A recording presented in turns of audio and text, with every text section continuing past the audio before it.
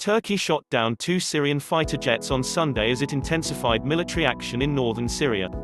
The pilots parachuted to safety over Idlib province, where Turkish troops and rebels have been clashing with Syrian government forces.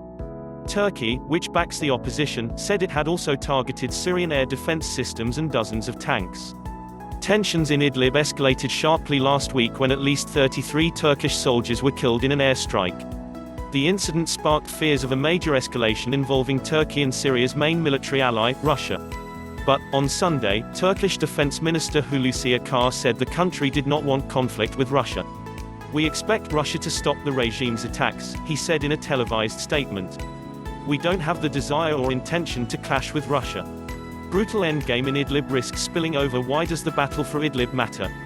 Dozens of Turkish troops killed in Idlib." Mr. Akar dubbed the latest operation against the Syrian army, Spring Shield. He said it had destroyed a drone, 8 helicopters, 103 tanks, as well as rocket launchers and other military equipment. He added that 2,212 members of the Syrian forces had been neutralized, a term used to mean killed, wounded or captured. Advertisement. But the Syrian Observatory for Human Rights, a UK-based war monitor, said 74 Syrian government troops and pro-Damascus fighters had been killed since the 27th of February.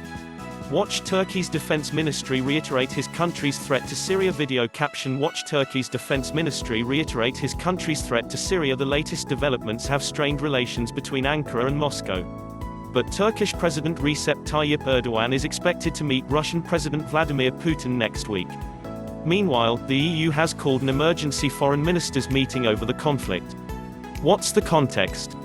Syrian government forces, supported by Russia, have been trying to retake Idlib from jihadist groups and Turkish-backed rebel factions.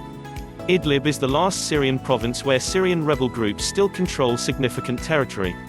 The Syrian government advance has displaced nearly 1 million civilians who have fled to areas near the Turkish border. Turkey says it is already hosting millions of refugees and does not have the resources to let more enter. Ibrahim Abdulaziz and his family are packing up their home for the 4th time. Video caption. Ibrahim Abdulaziz and his family are packing up their home for the 4th time. Turkey has some troops in observation points in Idlib under a 2018 agreement with Russia. President Erdogan had earlier threatened to confront Syrian government forces if they did not withdraw from positions near the Turkish observation posts. The attack on Turkish troops last week came after Turkish-backed rebels retook the key town of Sarıkeb, northeast of Balyan. Russia denies its own forces were involved in the fighting in the Balyan area. But Russia and Turkey are backing opposing sides in the civil war. Turkey is opposed to the government of Bashar al-Assad and supports some rebel groups.